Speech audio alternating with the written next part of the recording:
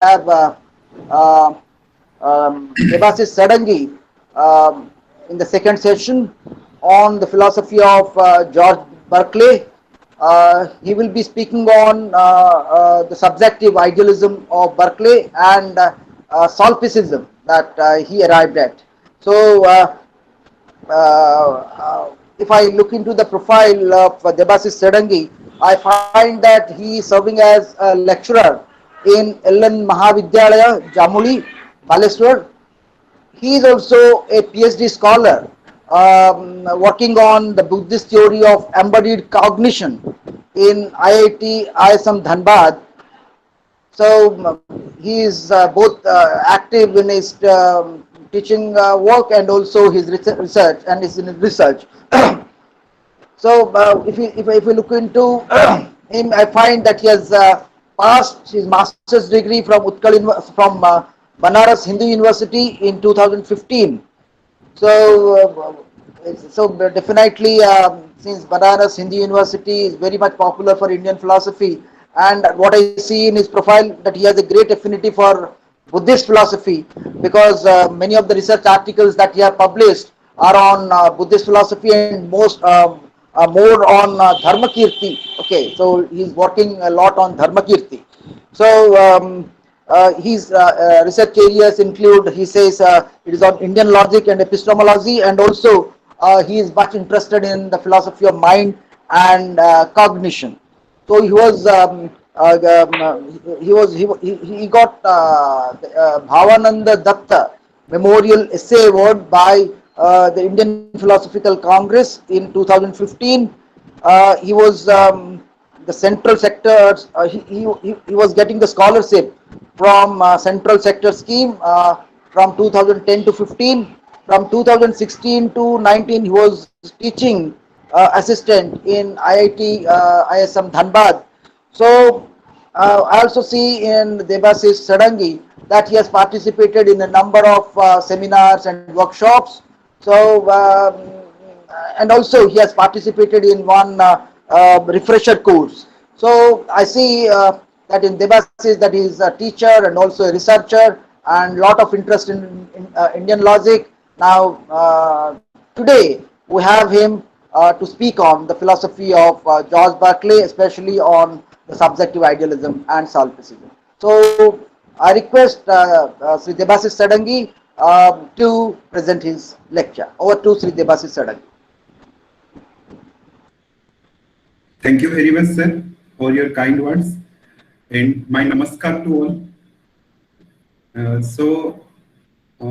First of all, I want to express my thanks and gratitude to the convener of this philosophy family, Pramod sir, coordinators, K. Om Narayan Rao sir, Kailash sir, and Patit Pawan Das sir, and all the teachers, scholars, and students, and my friends.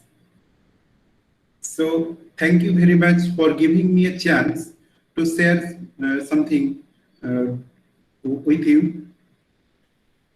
So I will present something on subjective idealism and solipsism. Before that, since last few days, we have observed from pre-Socratic philosophy to Socratic philosophy and post-Socratic philosophy, then some of the part of medieval philosophy, and also modern philosophy from Descartes to some part of Berkeley. So we see here that the development of the ideas from the pre-Socratic period to Socratic period and the modern period, how the ideas are developing from that day to this day. So ideas are, this is the development of the ideas, I'll say, rather than the history of philosophy. So what is the job of a philosopher? So what will a philosopher do? What will a philosopher search? The job of a philosopher, as remarked by Krishnachandra Bhattacharya, is to search for the self-evident to provide the self-evident elaboration of the self-evident, the bare truth. So everybody in their own way tries to discover or try to present the truth. So in that way, many philosophers comes, and now we have reached to Berkeley. So Berkeley is famously known for his subjective idealism, refutes the materialism. Materialism is the belief that matter only exists. There is no assistance of God in this idea. So what is subjective idealism? Subjective idealism is a theory that external world does not have real existence independent of perceiving minds. Berkeley calls his position as immaterialism rather than idealism. Berkeley rejects materialism because it promotes skepticism and atheism. My co-speaker Narayan Behera sir has already told about this. So I will not repeat all these things. I'll just say and come to my main part. So skepticism, because our senses mislead us to the nature of the material things, and atheism, because a materialist believes material world can exist without the concept of God. So what is Berkeley's project? So the Berkeley's project of immaterialism implies three things. First is refutation of material substratum, refutation of the distinction between primary and secondary qualities, refutation of abstract ideas. Again, the first one, refutation of material substratum, implies material substances are combination of sensible qualities. Second, ideas we perceive are things in themselves. There is nothing beyond sensation. Every reality is psychic. That's why he's told that assessed perceiving. To be is to be perceived. So this is the whole idea, the whole project of Berkeley to refute materialism and to establish immaterialism. In order to that, he has refuted his previous philosophers who have enumerated materialism. Actually, Berkeley was a bishop, and at that time, the scientific temperament was high, and everybody used to believe that only matter only exists, or material thing is the only, there is no assistance of God, or God has no role in the world. So Berkeley tries to establish his immaterialism. So he goes to subjective idealism, and he speaks about subjective idealism and solipsism. Then what is subjective idealism? The word idealism is not certain a particular definition of idealism. Idealism has been used in different philosophies in different contexts. So in Berkeley has used in one sense, and in case of Plato, the idealism is different in sense. In case of Kant, suppose in transcendental idealism, the word idealism has different meaning. And here, subjective idealism, as I have already told you, that everything is mind dependent. If everything is mind dependent, then does it mean that my mind only exists? Is it only the thing that my mind only exists, or other mind also exists? So then the next question is, what about the nature or world if I cease to exist? If I will not be there, then who will perceive this world? So these charges leads to the solipsism. Solipsism means my mind only exists. So in order to avoid the solipsistic charge, Berkeley's response all this question, and by introducing God, Berkeley resolves the threat of solipsism. If finite minds cease to exist, the world will exist in eternal mind, the mind of God. If my mind cannot perceive something, then there are other mind who will perceive. If other mind cannot perceive, then the eternal God will perceive them.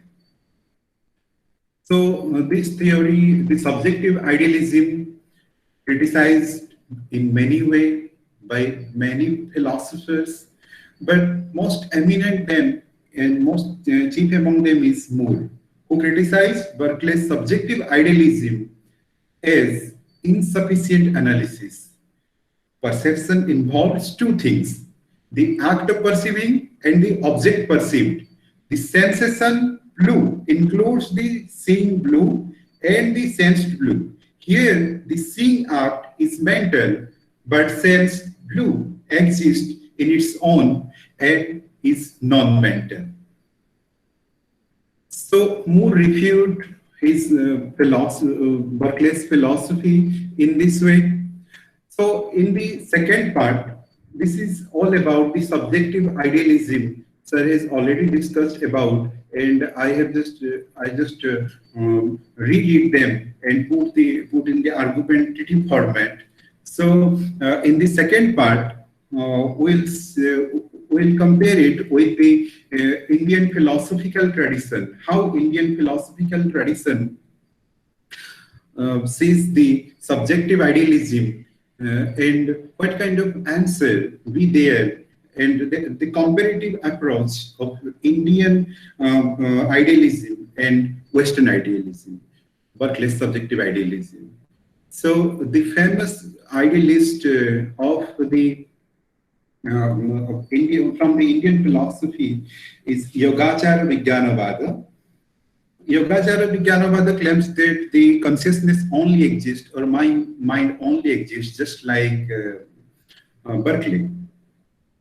So as we know, the development of Buddhism comprises three different phases, namely the early realistic phase and pluralistic, the middle critical and negativistic, the later idealistic phase, the Yogachara Buddhism. So there are the Abhidharmika philosophy, which is realistic, the Madhyamika Sunyavada, which is hello.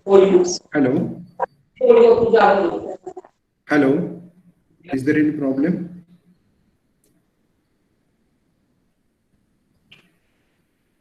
Yeah.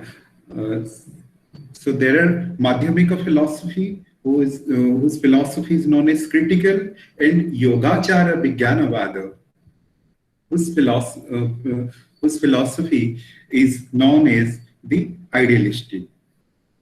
So the suppose if we look at this criticism of Moore, so how will an idealist reply to this answer?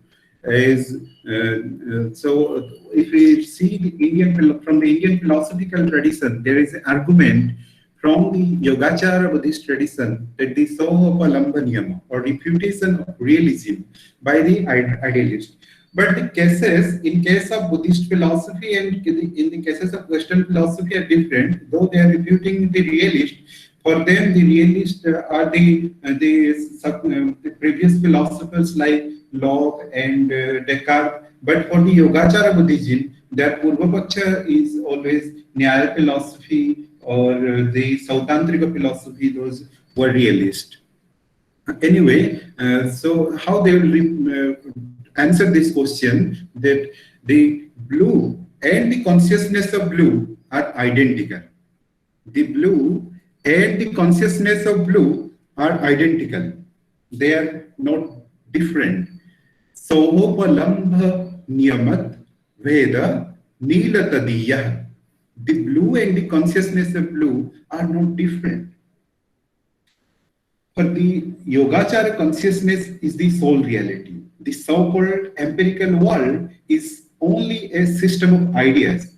The object is only apparent. It is just like the Berkeley's sense, and is really identical with its cognition. The two content and cognition are invariably perceived together, and are therefore identical. If the content is different from cognition, it should have been capable of being perceived apart from the latter. Difference presupposes separateness or availability separately, which is lacking here. The realist, however, maintain the independence of the content known. Conscious for the realist is like light, whose function is to reveal the object, but not to affect it in any other way. Perception is ontologically neutral for the realist. If to be perceived implied also to be altered, we could not say that we perceive the same object we perceived before. The content would have changed in the process of being known. If the modification were only partial, how are we going to distinguish the two parts, one of which remains unaltered and other is modified? Being perceived is only an accident in the life of the object. It is perceived but need not be perceived. There is an absolute identity of the object in its two states, first unperceived and then perceived. But according to the Yogacara school of Buddhism, knowledge is not a mere discovery of something that already exists, an unassertable proposition, but is creative. It creates and projects its own content. Consciousness and its object are not two different things at all. There is no blue, but only the idea of blue. The essay of blue is its perceiving. The essay of blue is its perceiving. So the blue and the consciousness of blue are not different, but are identical. So how the Buddhists are representing their idealism? So first, there are no things, artha. There are no things, artha. We know about the artha kriyakaritva theory that they said in Pramanavartika Dharma, they said, artha kriyakaritvam yat tat atra paramartha sat. That which is causal efficacy, that is only the transcendental real, means by the only the name of water, it cannot quench our thirst. By only naming the fire, it cannot burn us. So if someone burns, then it must be called fire. If someone quench our thirst, then it must be dealt as water. So only minds or chitta and mental quality chaitas exist. So Vigyapti Matra Sat. Consciousness only exists. Vasubandhu enumerated this theory in his famous Vigyapti Matrata Siddhi. So consciousness, Vijnana, arises in the appearance of things, sentient beings, self or Atman, and ideas, Vigyapti. Its external object, Artha, does not exist, and because of the non-existence of the eternal object, mind itself is false, Asat. This is said in the Madhyanta Vibhaga Lakshana Paricheda, sloka number 3. Suppose, so what is the meaning of this thing that the consciousness arises in the appearance of things, sentient beings, self and ideas, Vigyapti, its external object, Artha, does not exist, and because of the non-existence of the eternal object, mind itself is false or asat. So in the first verse of the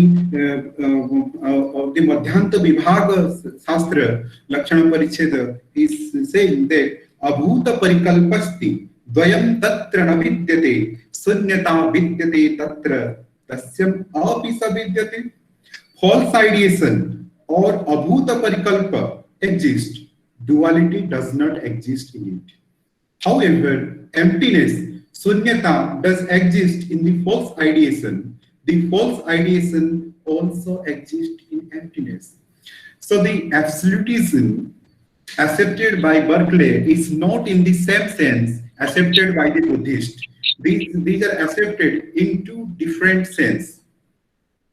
So here, the absolute means the sunyata, and in the case of Berkeley, it is the God. So in Buddhism, there is no concept of God.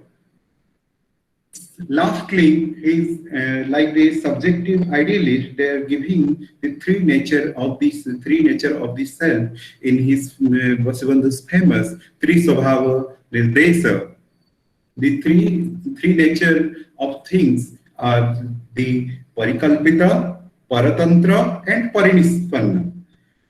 Parikalpita means fabricated, Paratantra means dependent, and Parinispanna means perfected. The first two, Parikalpita and Paratantra, are related to Samrit Sat or conventional reality. In Sankara's sense, you can say the Vyavaharika Satta, and perfected or Parinispanna, perfected, is related with the Paramarthika Sat or transcendental reality. So the wise understand in depth the three natures. What appears is the dependent, how it appears is the fabricated. So what appears is the dependent nature. How it appears is the fabricated nature because of being dependent on condition, because of being only fabrication.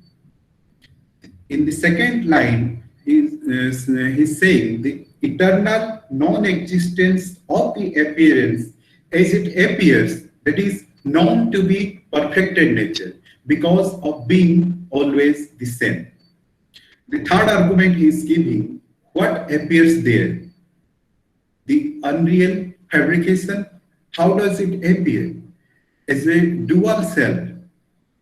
What is its non-existence, that by which the non-dual reality is there?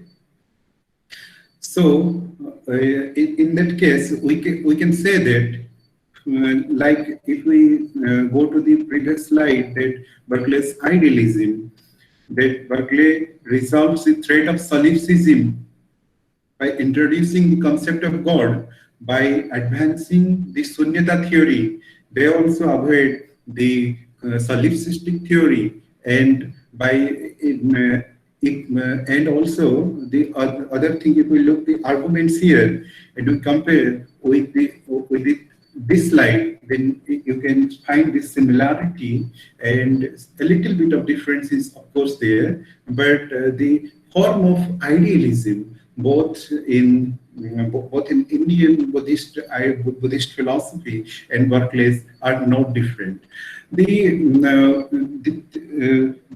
Ashok Kumar Chatterjee has written on this regards a Buddhist theory of idealism in this famous book. So idealism, both in East and West, goes in a same argumentative way. This is all about the subjective idealism, both in the Berkeley's philosophy and in Buddhist idealism. So these are the references of the books. So thank you for patience hearing.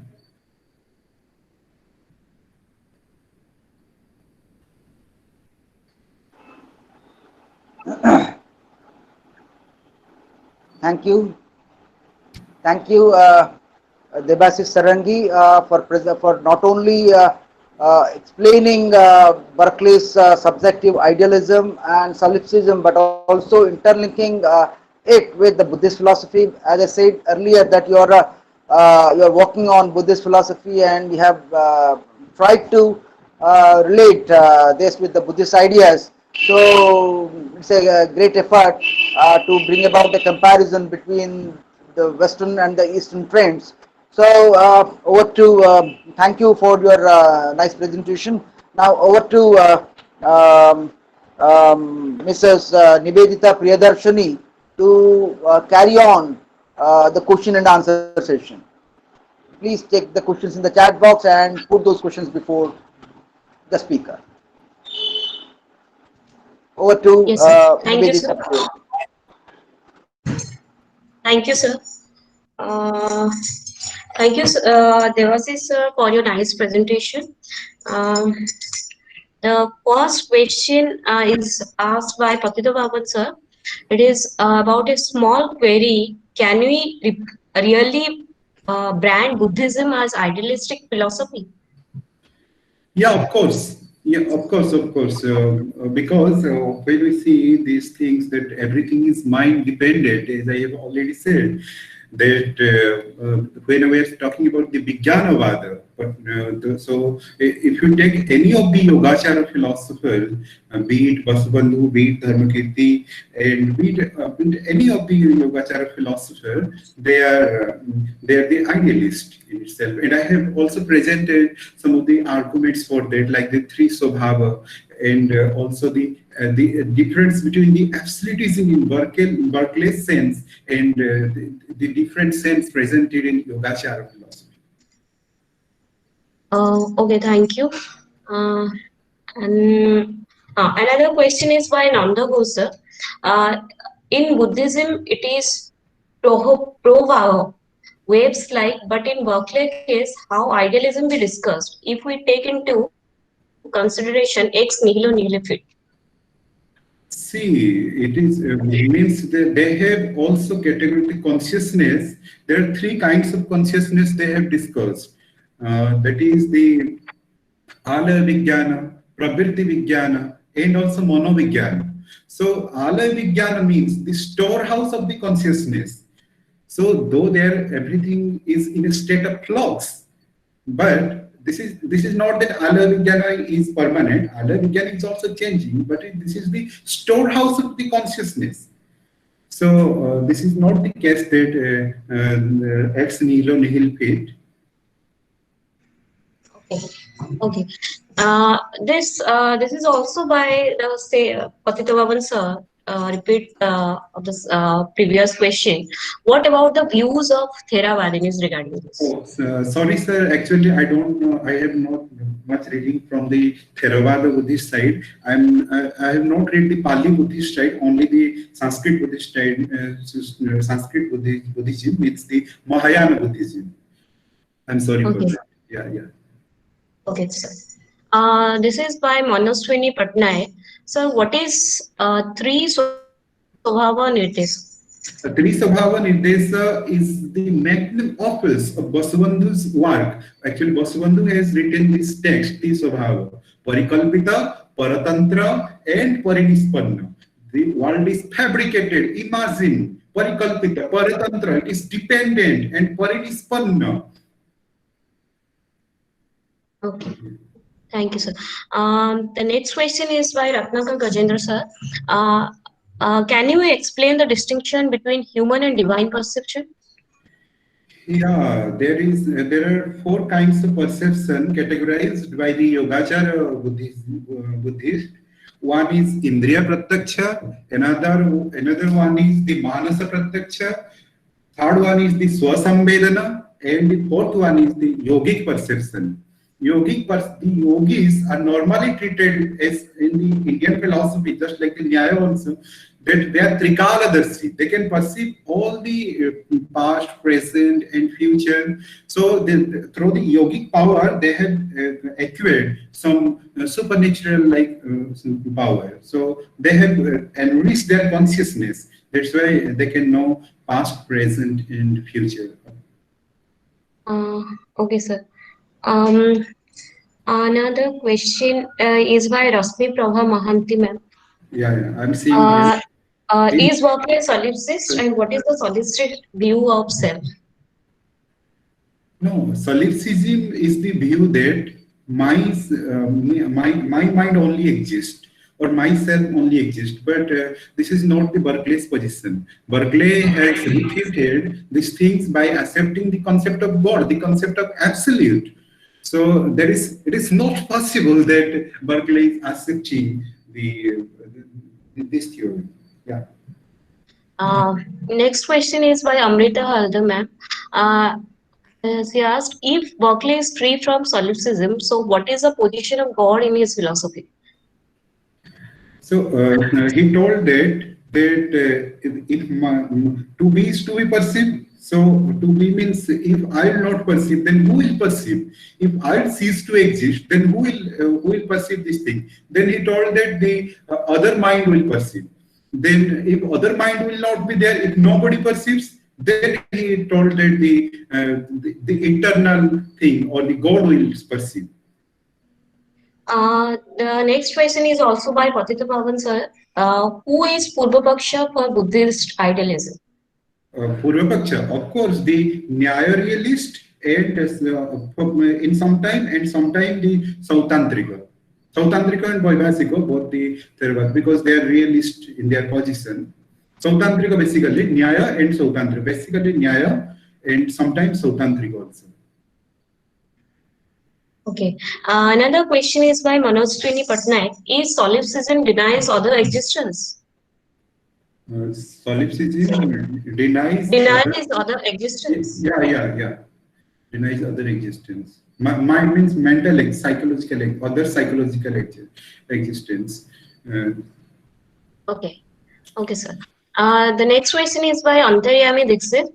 If there is no physical object outside the mind, then how is the hallucinatory or illusory experiences different from the real experiences? See, I have to understand. If there is no physical object outside the mind. Then how is the hallucinatory or illusory experiences differ from the real experiences? See, in case of hallucination or illusion, this is not the real experience, right? So in case of some defects in the indriyas, or in case of the suppose the Buddhists have given an example. When you are going in a boat, you see the trees are moving, but really the trees are not moving. You are moving, but the thing is that you are not seeing in the exact way. That's why they appears to you as illusory. They appear to you as illusory. So the illusory is an appearance only. So we have to not to go by the appearance only. So that's why we have to only focus on not on the external object, but the ideas itself, the true ideas. Okay, sir. Thank you. This is from Pramod Kumar Das, sir. He wants that you give a concluding remark on Berkeley's philosophy without referring to Buddhism. Yeah. So if we go to these slides, then yeah, Berkeley's philosophy, actually, Judge Berkeley was bishop of the Ceylon, was one of the great philosophers of the early modern period, was a brilliant critic of his predecessors like Descartes and Locke. He was a talented metaphysician, famous for defending the idealism, that is, the view that reality consists exclusively of mind and their ideas. Berkeley's system, while it strikes many as a counterintuitive, is strong and flexible enough to counter most objects. Sir has already told in the previous lecture, his most famous work are the treatise concerning the principles of human knowledge and the three dialogues between Hylas and the Philonous. They are beautifully written and defended by Berkeley, and most famously, Berkeley's immaterialism made him famous. Means Berkeley's immaterialism is the unique idea which he gives to the idea to put one step in the ideas of philosophy.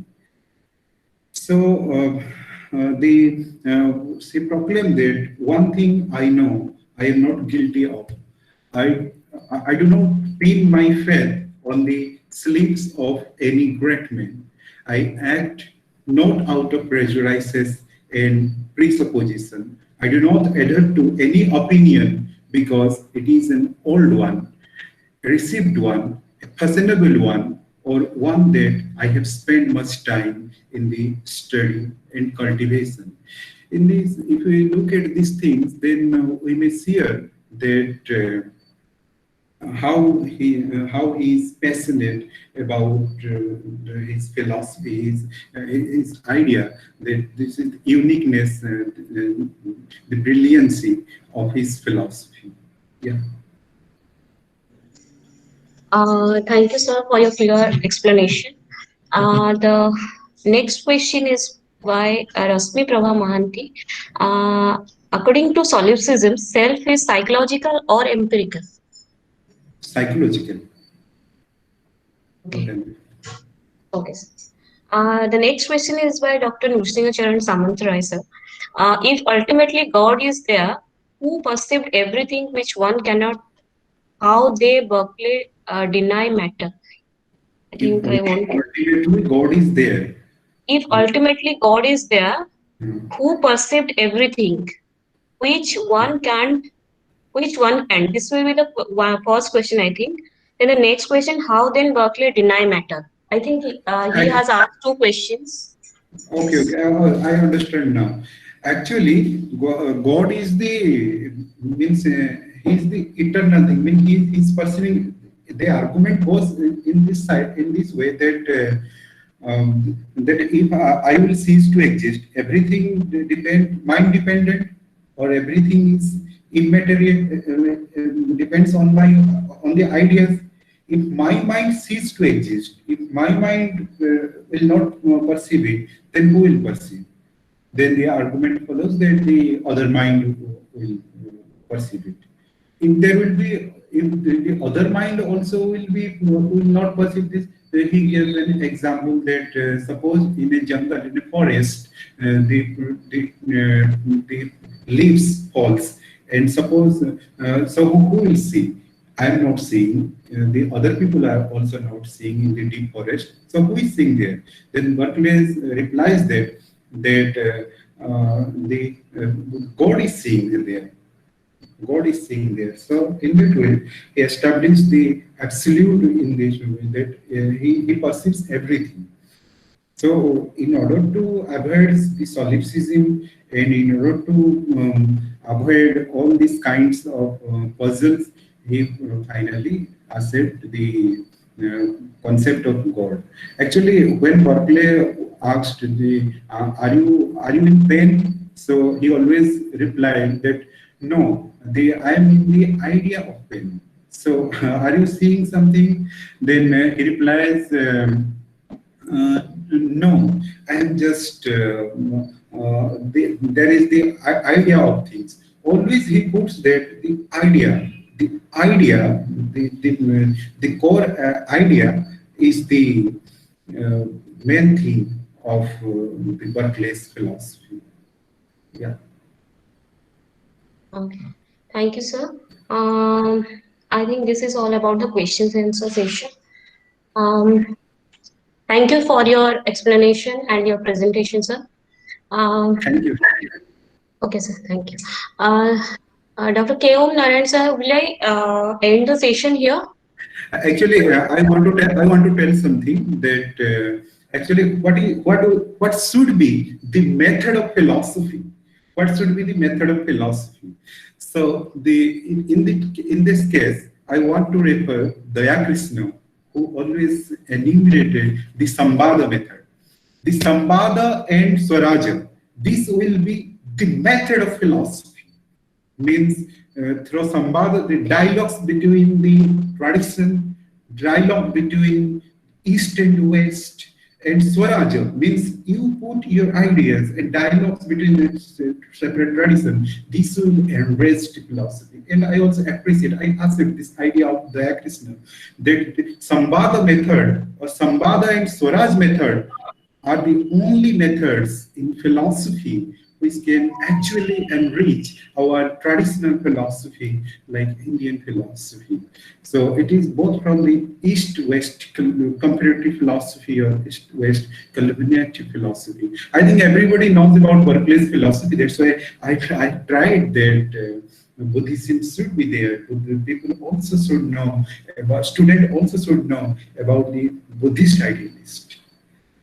Thank you very much. Thank you very much, sir, for giving me a chance here. Thank you, Nivedita madam. Thank you, Narayana Behra sir, K.M. Narayana Rao sir, Patit Pawan sir, Kailash sir, and Pramod sir for giving me a chance to share my views. Thank you very much.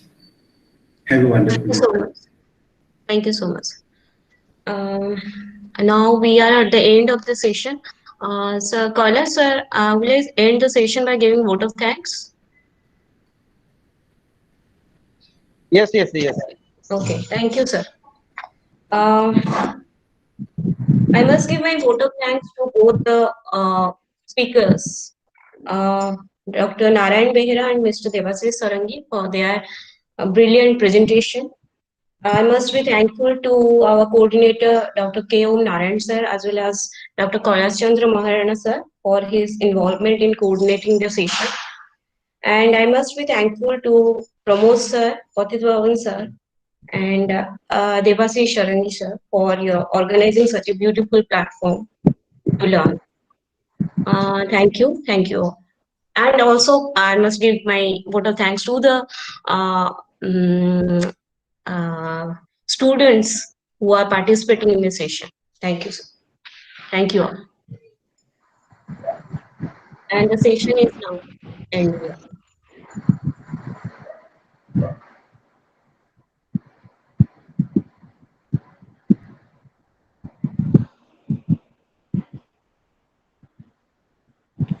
Thank you so much, Shaw.